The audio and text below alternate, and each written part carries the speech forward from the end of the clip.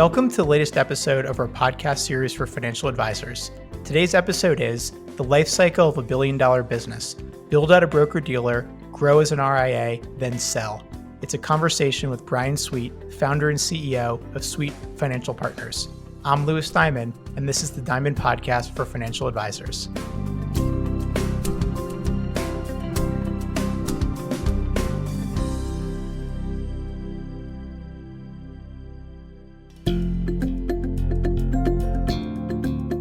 At Diamond Consultants, our mission is to help advisors live their best business life. We want every elite advisor to find exactly the right place for their business and their clients to thrive, whether it's at a wirehouse, a regional, boutique, or independent firm. As the industry's leading recruiters and consultants, we've transitioned more than $250 billion in assets under management in the past decade, and each year, 25% of transitioning advisors who manage $1 billion or more are our clients. If you'd like to talk, please feel free to give us a call at 908-879-1002. Are you a financial advisor who's curious about whether you're in the best place to serve clients, or if there might be a better way to optimize your business for the future? Should I Stay or Should I Go is a new book that serves as a self-guided journey, walking you through the key steps that Diamond Consultants takes with our advisor clients, whether considering change or not. Visit diamond-consultants.com/thebook to learn more. Independence comes in many shapes and sizes. For example, Bryan Sweet built and grew an independent business under the Raymond James broker-dealer umbrella for over 3 decades. Then Bryan, like many business owners in pursuit of a dream, found himself craving even greater independence. That is, the ability to operate in a more untethered environment. Because the reality is that independent broker-dealers have some limitations that their RIA peers do not.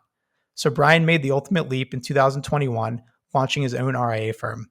Bryan built an amazing business called Sweet Financial Partners, first in the insurance world, serving business owners and those who were close to retirement.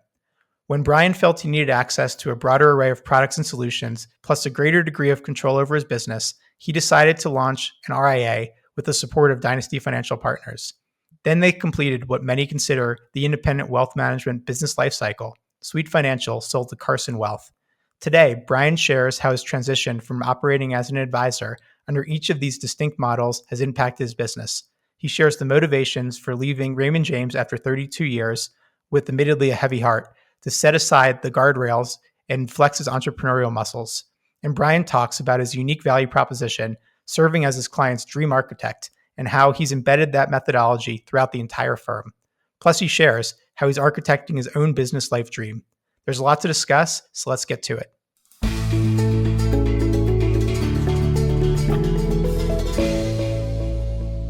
Bryan, thanks for joining us today. Well, so excited to be here. Thank you. By all means, let's dive in. Can you share a little bit about your professional journey and what inspired you to become an advisor and found Sweet Financial Partners in the first place? My journey goes back a number of years. I actually started out at my senior year in college and joined the life insurance industry. Back then, my college advisor was also a district manager for an insurance company, and I wanted to go into some kind of business episode, and he suggested, well, why not go in the life insurance industry and get some good experience? And so in 1987, then I started my own firm, and from there, the rest has just transpired. Very good. And did you always have it in your mind that you wanted to be in the financial services industry? That's a great question. I would say no initially. I wasn't really sure what the heck I wanted to do except be in some kind of business-oriented profession. So I think the life insurance industry was a great learning curve. You learned how to deal with people. And then as I learned more and more about the wealth management and the planning component, I just gravitated more towards that as time went on and found that was a lot more enjoyable. Plus, I had a lot more control of the outcome than with life insurance. I think that's exactly right. So your firm, Sweet Financial Partners, you grew it into, I call it a powerhouse in the industry, one of the most successful and credentialed advisors in the space. What were some of the key strategies or main decisions that really helped you scale your practice to where it is today? Yeah, well, thank you for those kind comments. I would tell you there's several things. One is, and I think this is probably the first thing, is just always doing what's in the best interest of the client, even if it doesn't result in any business initially. It will pay off long term. And for most advisors, you're in this for your career. And so don't be short minded. Another thing is just learn from those that are better than you are. What are they doing and how can you emulate some of those strategies? And then be a continual learner. And the more you can learn and read and get better, it just affects every aspect of your career. I couldn't agree more. That's honestly the way that we approach business as well, is that we might be in the business of transitioning advisors or helping advisors sell their business, which is a transaction at its core. But we look at it as a relationship and doing things for the right reasons, even if it doesn't have immediate or maybe any sort of financial impact. And just doing the next right thing tends to have a cascading effect on success down the line. Yeah, I would agree. Even if in like your case, maybe you don't get that one particular advisor to work with you, but they might refer you to one or two others down the road, which obviously is a benefit. Exactly. It also just makes work more fulfilling and feels more soulful as a result. Very good. So, for perspective, we'll spend a lot of time talking about how you built your firm, Sweet Financial Partners, the various different stopping points you've had, and some of the major strategic decisions you've made recently. But just for some perspective, can you share a little bit about the size of the firm, the types of clients you're serving, and the overall value proposition? The size of the firm is about 1.1 billion of AUM. We tend to work with people in or getting close to retirement, work really well with business owners, and then women in transition would be our three little niches. And I would say our overall value proposition is based on a unique process that we created, but the value proposition is it's your dream and we'll help you get there. I love that. It's so crystal clear and it seems so obvious, but until you say it and develop material and stuff around it, you can't always assume that clients or prospects are going to think that. But that's such a noble goal to want to accomplish. I'm a huge fan, just going through your website, preparation for this interview. The Dream Architect, I think, is the name of your process. It's mentioned on your website quite a bit.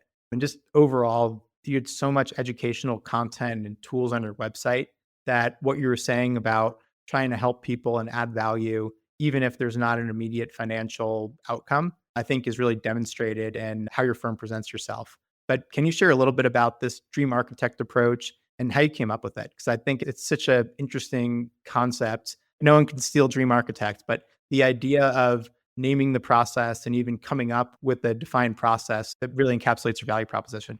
Yeah, thank you. I can't take much credit for the idea. The naming is maybe something I came up with, but I've been a participant in an entrepreneurial coaching company called Strategic Coach for 25 or 30 years, run by Dan Sullivan. Dan Sullivan teaches the principle of creating a unique process that you're the only one in the world that has this methodology. And so it's a trademarked process. So I have to give credit to Strategic Coach for that. And we've had another naming process, and I changed it to the Dream Architect in 2012. And then we've created all sorts of offshoots. We've got the Dream Architect Life, and that's a 5-pillar approach. The actual Dream Architect is our financial planning only process. So it's got 4 steps, and it's just a way of having you look different in the eyes of people that might be attracted to work with you. I think that's right. I've actually been a participant in Strategic Coach as well. And that was one of my big takeaways too, was coming up with the process and naming it. And it helps to get everyone speaking a common language. And there's so much you can share about the value you bring and the like, that if it's organized around a framework, I just think you can deliver the message a lot more clearly. Yeah, totally agree. Very good. How would you describe your leadership philosophy and how do you think it shaped the culture at your firm? Well, I would say my leadership philosophy is hire really good people, give them what they need to succeed, and then try and stay in your own lane, i.e., get out of their way. And that's worked really well. Do what you're exceptionally good at, but hire people that are good at other things and just let them excel. I love that. I am completely in line with you there too. It's a very strong and efficient way to run a business. And I think it does help to shape your culture because it's a culture of you're not the autocrat who's involved with everything or the micromanager, but it's more so if you invest in the right people, you let them soar, you let them do their thing, it's more fulfilling for them. And it happens just to be easier for you too in the end. Yeah, I couldn't agree more. And the more we let them try to, prosper and learn, but give them the tools that they need, it seems like they just really excel and get even better quicker. Perfect. So your business was independent with Raymond James Financial Services for 32 years. It's now called the Independent Contractor Division, but the independent broker dealer segment of Raymond James. 32 years is a very long time with any one firm, especially in this industry. If you can recall, I know it was a while ago, but what initially attracted you to Raymond James and what kept you in your seat for so long? Yeah, well, how I got to Raymond James was when I was initially in the life insurance industry and started selling mutual funds. We were initially with Manulife. Manulife got out of the brokerage business, and the company that I was with at the time selected IM&R, which was the original name of the independent version at Raymond James. So I was very fortunate to come to Raymond James, but the reason I stayed there was just the amazing people that I've met and the advisors there. I'm still great friends with so many still at RJ or people that have subsequently moved on or retired, and just an amazing group of humans.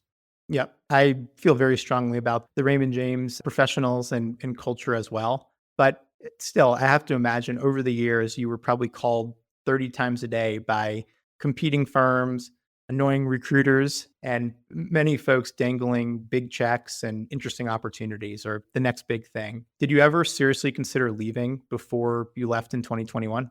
Maybe interesting to you is I'm in a really small town, 10,000 people.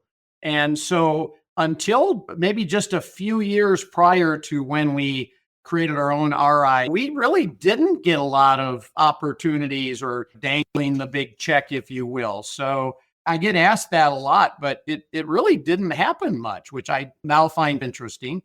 Yeah. But how about any? I think you're lucky then. So your day and your team's day was a little bit clearer as a result. But how about just any sort of passing thoughts or frustrations that built or moments, whether it was to play a little bit of offense like you did in starting your own RIA or as a reaction to something that happened? Was it all kind of butterflies and rainbows for 32 years? Or were there kind of moments that gave you pause along the way? Yeah, no, I would say it was definitely gradual. We're very entrepreneurial by nature. I definitely am very entrepreneurial by nature. And as I continued to develop outside things like the Dream Architect and lots of other things I'm involved in, it just became obvious that we wanted to provide even more opportunity to our clients and also our team members. And so we just got to a point where some of the things that we wanted to do for clients and some of the outside business activities that we wanted to do, we needed to make a change in order to be able to deliver on that. Mm, that makes sense. Yeah, for a practice of your size, there's plenty of practices that are a billion, 2 billion, 5 billion that are underneath an independent broker dealer, but it's probably more the exception than the rule. So, do you think it eventually became a function of your size that either you outgrew the model, not Raymond James itself, but more so the independent broker dealer model, or was it something else? I think a little bit of we outgrew the model. I will tell you, Raymond James did a lot for us to keep us there for the 32 years, and I have to thank him for that. So it was mainly a lot of things associated with the Dream Architect and the directions we wanted to take that they just got not really comfortable with. And if I wanted to build it to what I thought we were capable of, then that was probably one of the bigger reasons why we decided to go independent completely. That makes sense. And do you recall like what specifically around the Dream Architect process or what you're trying to do with it was not aligned with their policies or with their thinking? Well, one of the things that we put on some outside conferences, and we had a coaching company for a number of years. And we've got a lot of people that love the Dream Architect concept and want us to do something like licensing the process so people can Hmm. tap into being a dream architect, if you will, but get access to all the marketing and ideas that I've created. So those types of things, and also just some of the events that we sponsor as part of our Dream Architect life pillars, they weren't maybe as optimistic or happy about us doing that than I wanted to have them be, if you will. So those are just a couple quick things that I can think of. Makes sense. To have that much longevity at a firm and to be as successful as you were, my assumption going into this was it wasn't that there was something that was critically wrong about the relationship with Raymond James, but that you, from a very proactive standpoint, there was just more you wanted to do.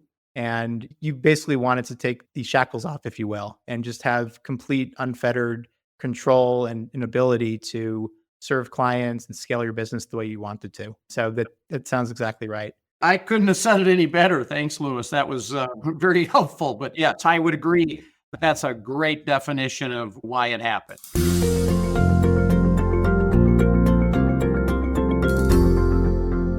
What was your process like for evaluating other options? Did you think about going to other BDs, whether LPL or Commonwealth or fill in the blanks? Or was your mind wrapped around the fact that we're probably already at, if not the best, one of the best BDs, and it's worked really well for us. So if we're going to make a move, we're just going to go fully independent. Like that's basically it was RIA or bust. Yeah, that would have been us. Our RIA or bust. We did not want to be in the broker dealer world, if you will, because there would always be those constraints on our ability to develop and nurture the dream architect. Plus, we run across a lot of situations where people are now asking, are you 100% fiduciary? Hmm. And when you're your own RIA, that answer is 100% yes. And you can very easily tell them that you do work in their best interest at all times. And that's the other important thing is we get paid from our clients and not from any broker dealer or custodian. And so if you're not always looking for what things can make your life better for your clients and services and listening to things that they are asking for, you'll probably never be as successful as you could be if you did those things. Hmm. And I have to think, just given the way you built the business, your ethos, et cetera, that you always did the right thing for clients, regardless of if you had your Series 7 or not. So now in actuality that you can really like truly practice what you preach of only doing the best things for clients. From a client standpoint, have things actually changed? I would say our relationships with our clients are just as good, if not slightly better, because we've added some services and could do some things that we couldn't do before. And we've developed out the Dream Architect to, well, it's continually evolving, but we've continued to make that better. So, from that standpoint, I think we are a so much better resource for just any issue that a client might deal with. And I think from that standpoint, that's a really helpful thing. And consequently, why we typically have 99+% retention of clients. That's amazing. Is there anything that you miss about being affiliated with Raymond James? And any advice you'd give to someone who's thinking about leaving a BD that they've been at for so many years? Yeah. And as I mentioned earlier, the thing I would definitely say I miss from Raymond James are the people, with some just amazing friendships and great professionals that were at Raymond James. As far as anybody considering making a similar move, I would just tell them to prep yourself and your team for one of the most stressful times of your career. Just a lot of moving parts out of the business for an extended period of time, things won't go right. And it just stuff happens.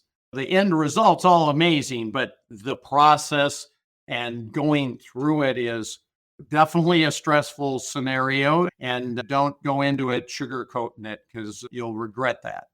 Well said. I'm in the business of transitioning advisors, so I'm always very upfront with folks about the amount of work. But usually, if someone has enough conviction that the new opportunity is going to be that much better for their clients, their team, their business overall, and sometimes there's enough motivation or friction with where they were, you're typically willing to make the investment. But a lot of times, the fear, the work, which is very real, does stop folks in their tracks. So you have to really want it, especially if you're going to launch your own RIA, which is harder and more complex than going to another independent broker dealer or joining a supported platform of some capacity. Yeah, I couldn't agree with you more, Lewis. I think if you're in this business to truly have a long career and always do what's best for your clients, there are going to be times where you need to have to go through these types of transitions, and they're painful at the time. But the other end, the pot of gold at the end of the rainbow, if you will, is so worth it. And you always just got to keep that perspective. But all good things are not they don't come easy necessarily. And so you just need to understand that and be willing to accept a little hardship or extra work or extra hours. But I will tell you, having been through it, it's awesome on the other side. Yep, well said. So you mentioned being able to expand what you're doing with your Dream Architect process. You mentioned some additional services you've been able to introduce. You talked about being a true fiduciary. Can you elaborate more specifically on the benefits your clients have recognized since you started the RIA? It's literally just being able to do anything that a client asks for us within reason. Obviously, we need to feel comfortable as a firm in offering it.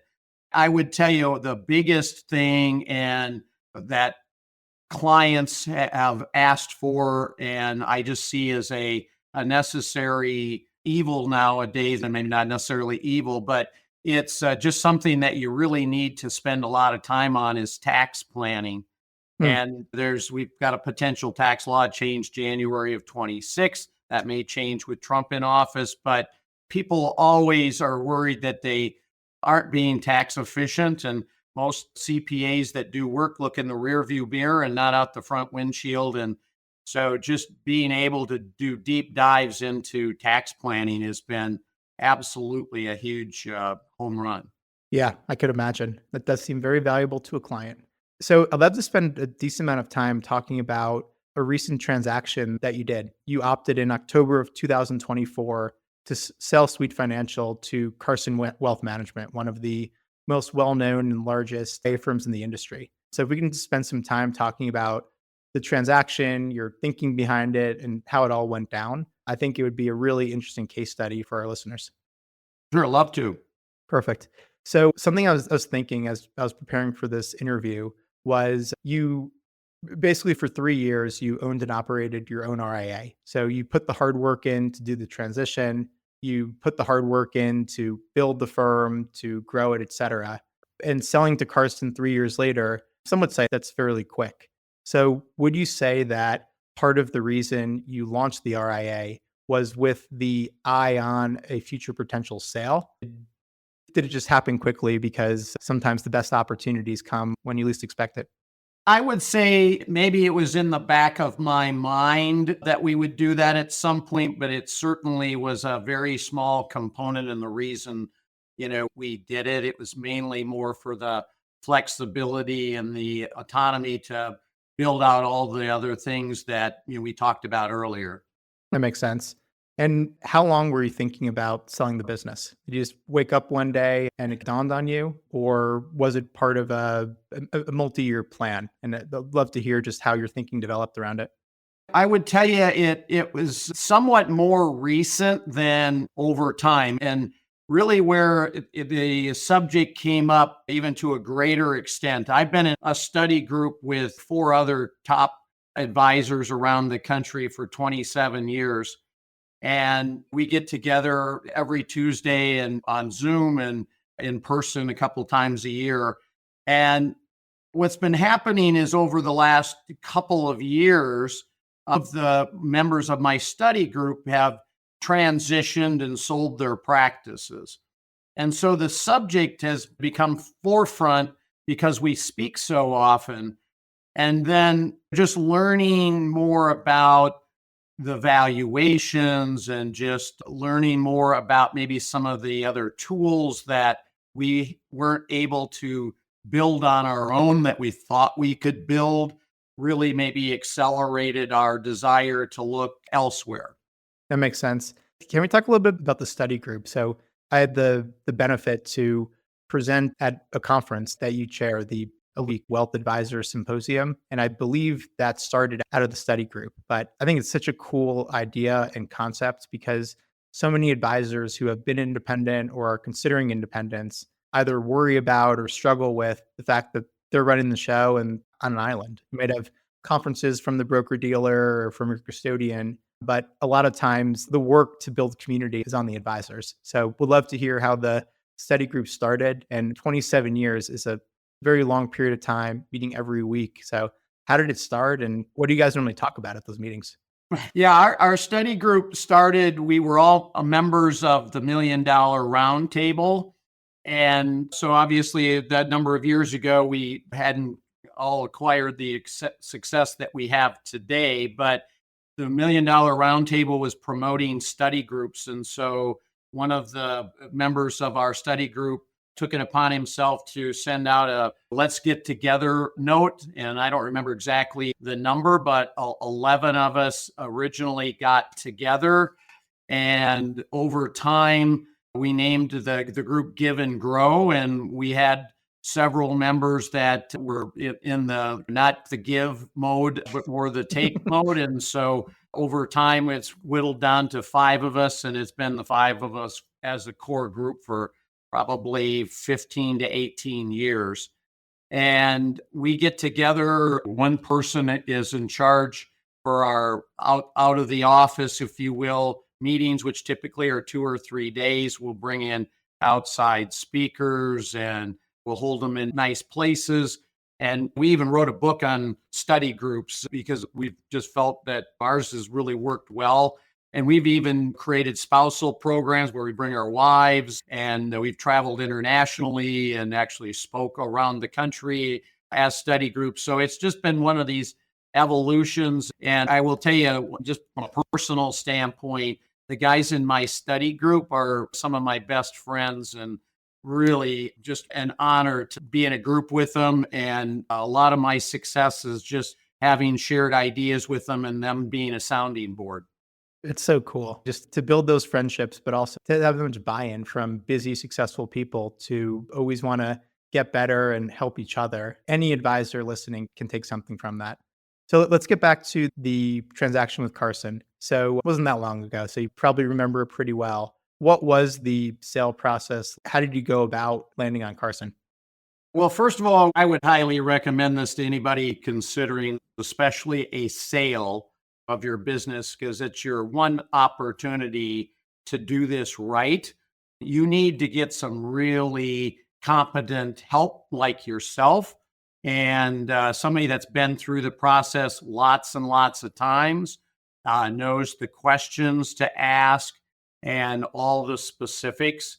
Because I can guarantee you, having been through this, you don't know what you don't know. And if you aren't careful, it's going to end up not working to your advantage by not having somebody represent you in a positive way. So that would be a really critical thing. Don't go it alone. That makes sense. So it sounds like you hired an investment banker to help you sort through all the different buyers in the industry. Do you remember what were your key criteria? Given the size of your business and your reputation, I would have to think 500 firms would line up to take a shot at you, but no one has time for that. So what were the criteria or marching orders that you gave your banker and how you ultimately evaluated buyers? The biggest is culture and having very similar values. We're so used to doing things a certain way and how we treat people and how we get treated. And I would tell you that's at least we've noticed that the Midwest attitudes, since I live in the Midwest, there's a little bit different feel to them, but that wasn't a defining message, but just the values of the firm, how they treat their clients, and then what will the culture be? And I wanted it as similar to what we had now, and that any enhancements to clients was obviously very important. Well said. Thank you for sharing that. What was it then about Carson Group in particular that shot them to the top of the list and ultimately led you to choose them as your long-term partner? Yeah, I would tell you we narrowed it down to two firms. And I would tell you it was the people that we dealt with and the willingness to accommodate certain things that we felt were important and giving us some flexibility on certain like non-negotiables that, at least for me personally, were very important. And now that the transaction is over, I can tell you I'm very pleased that we made this decision, because there's been multiple times where I've asked for things to make the transition experience better and help my team. And they've just bent over backwards for us, and just shows their commitment to what we're going to be able to build together in the future.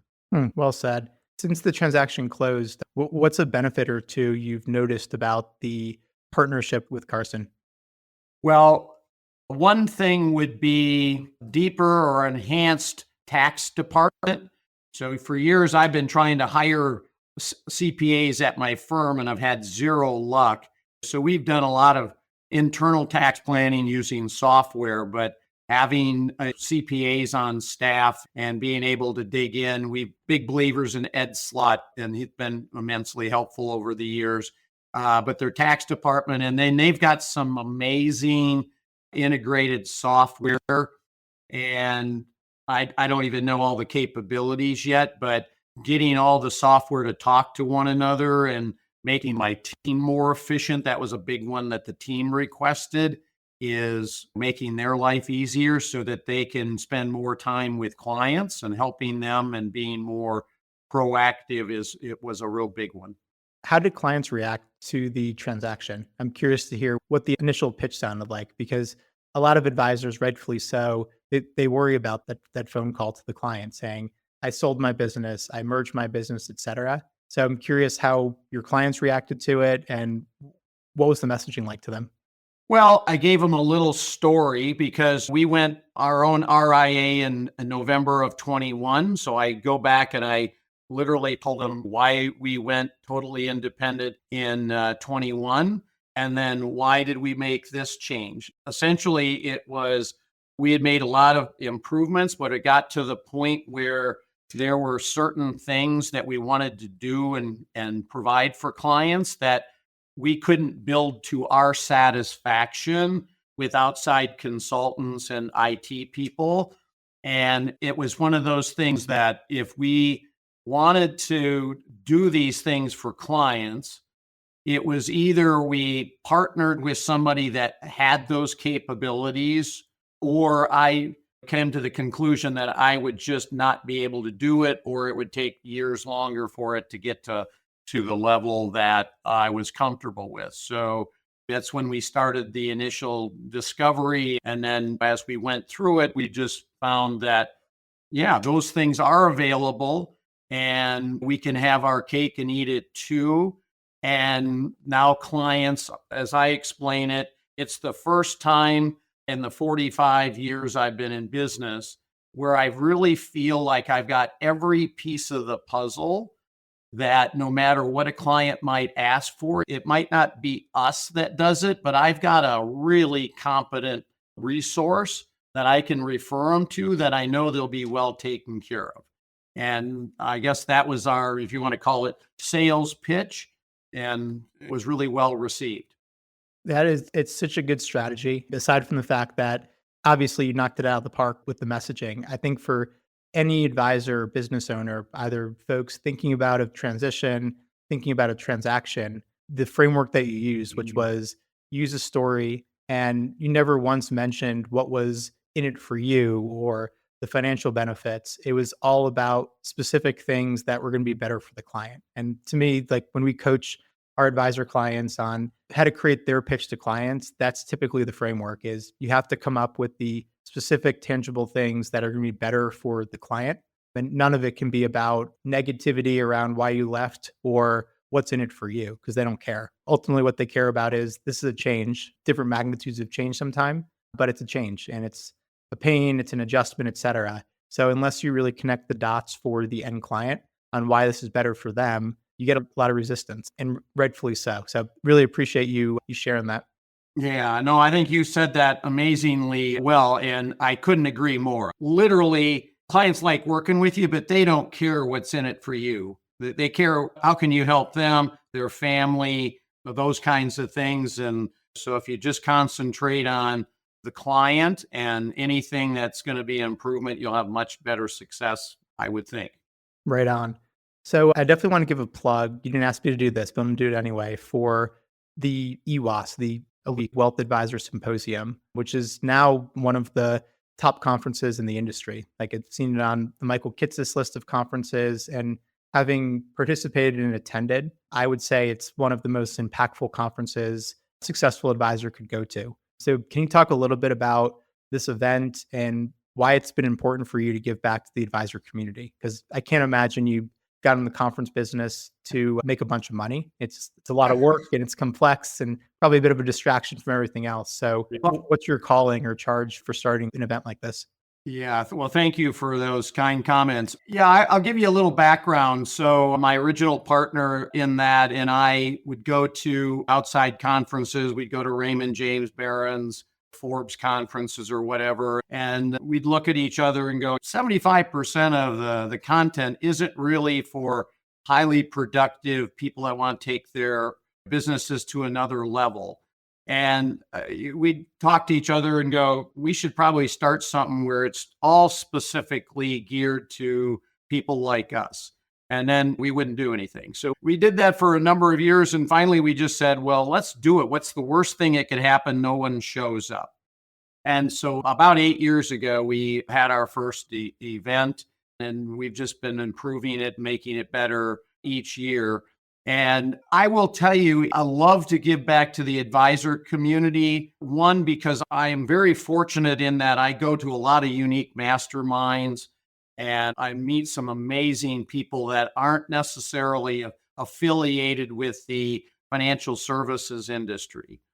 But if you take concepts and ideas that people outside our industry are using and try to be creative and say, well, how can I use that concept inside the financial services industry, you can be like crazy successful and stand out from the crowd. Because if you just go to the standard conferences, it's the same speakers talking about the same thing and everybody looks the same. And you can't succeed to the extent that you probably want to by looking like everybody else. And so the purpose of the conference is really to bring ideas and information that you don't see at a normal conference. And I will tell you, it's a labor of love because I also get to hear all the speakers and I get to hang out with these amazing people that it's an invitation only event. And so I learn as much from the people in attendance as I do from the speakers that we invite. And so it's actually a learning experience for me, even though we have all the homework behind the scenes. But I think the one thing is I build it for myself. And how do I then share this information to help others learn and get better from that point forward? So I love that. And if someone who's listening is interested in being considered for an invitation, how do they go about it? well, if you'd love to be considered, just you can contact me personally. Just send me an email, Bryan, Bryan, at sweetfinancial, one word.com, and love to have a conversation with you and see if it's appropriate. Very good. Again, highly recommended. And I think the curated audience is probably the most impactful part from a networking and peer group standpoint. So definitely recommend anyone interested to reach out to Bryan. A couple more questions to take us home, more so just talking about the business overall and your thinking behind it. So your firm emphasizes helping clients live their dreams, which you've talked about. How did this focus evolve? And how do you think it differentiates your firm from all the other firms that are out there? Yeah, as I mentioned earlier, the idea came from Strategic Coach, but I've always been of the opinion that people don't think big enough and they just let life happen to them instead of making it happen. And so you only get one shot at life. And my thought is, well, why not make it the most amazing experience that you possibly could? And so dreaming is part of maybe that type of thing. And everybody can probably relate to this. When you're a little person, everybody has these grandiose plans. They're going to be astronauts and the president and whatnot. And then all of a sudden, something happens. You go to school and people start telling you, you can't do this or you shouldn't do that. And then unfortunately, people start listening to that. And then they go through life and just let it happen to them instead of making that once in a lifetime life that they, can't wait to wake up to, if you will. And so the whole purpose of the Dream Architect is to just push people outside their comfort level and to get them to think bigger and think like you were a young person again. And we started with just our financial planning process, which is called the Dream Architect. And now I've expanded it to a 5-pillar process, which is 4 other pillars outside of the wealth management, which is purpose, health, and longevity, legacy issues and experiences. We have anywhere from 1 to 3-day events on all of these topics. And we have experts in each of these areas that we can have people go to. I'm also in the process of creating the Dream Architect Life for Business Owners, which will deal with exit planning and how to use AI in your business.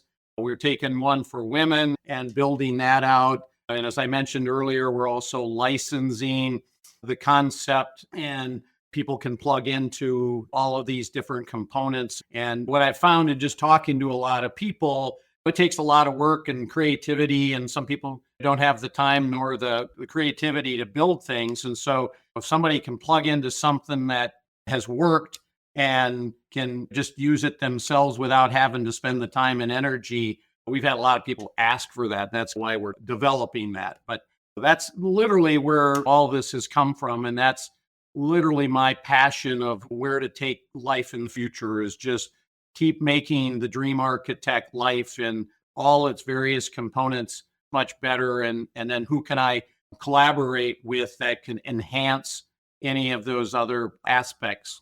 That's absolutely amazing. It seems so easy. Everyone wants to dream. Everyone wants to have this amazing experience when they're working with their financial advisor. Like, it's not fun to talk about death and disability and retirement and investments, but if you can make it more engaging and connect real human emotions to your financial planning process and to your overall charge as an advisor, I think it's pretty clear why it's a differentiated approach, and also why there'd be appeal for others to license the capabilities and the intellectual capital.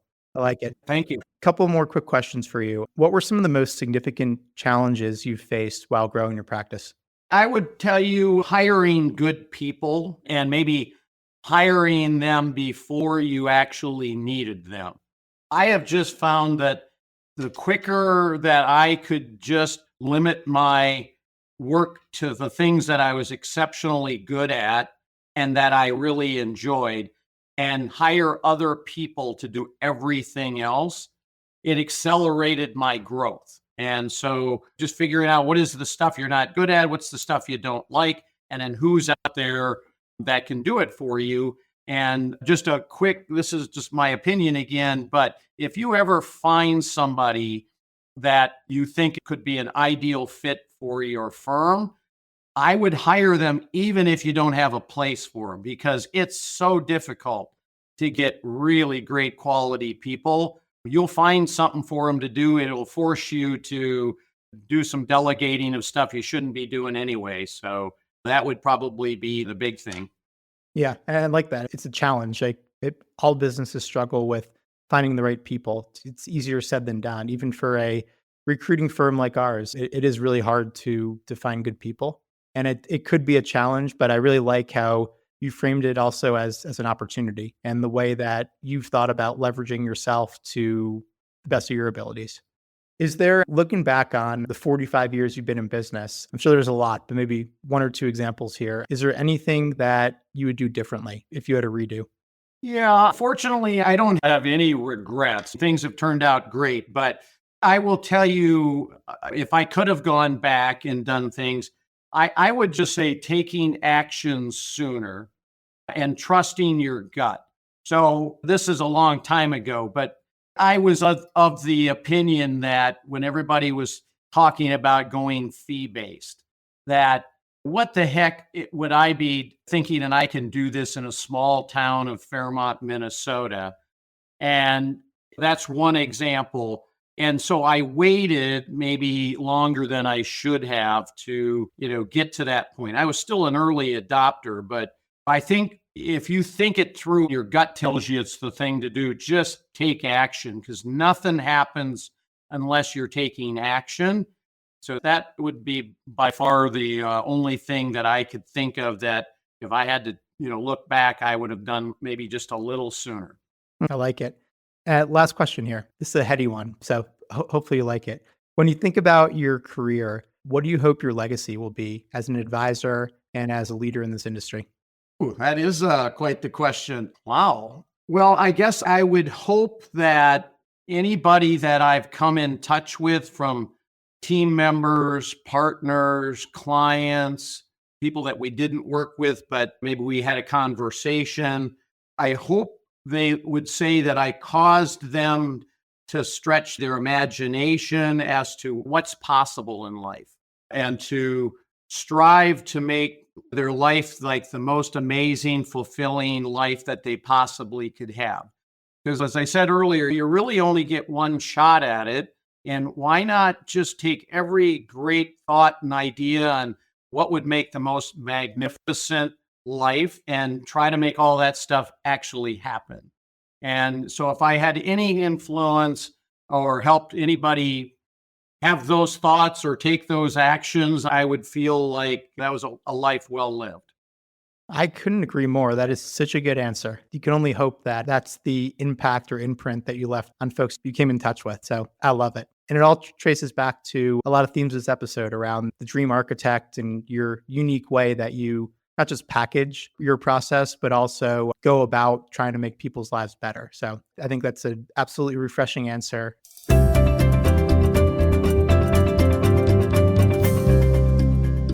Thank you so much for your time today, Bryan. You've been extremely candid about some of the ways that you've been successful, about going fairly deep in the weeds on your sale process, your thinking behind it, how you talked about it to clients, and just the evolution of your business from a insurance business 45 years ago to a nationally ranked practice to building something that had immense enterprise value and really doing the right thing every step of the way. So really appreciate your time and your wisdom today. Well, it's absolutely been a joy to spend some time with you, and just want to thank you for having me as your guest, and keep up the great work. The industry appreciates it. Thanks, Bryan.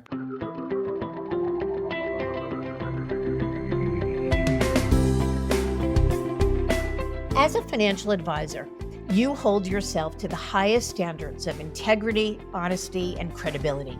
You are successful because you take your professional responsibility seriously and are dedicated to your clients. But are you living your best business life? Are your goals aligned with your firm's, or could a better option exist? Should I Stay or Should I Go is a book written with you in mind.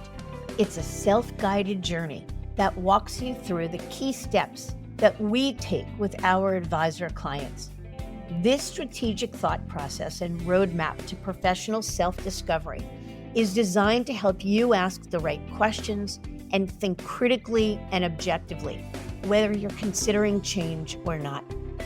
Learn how to get your copy at diamond-consultants.com/thebook.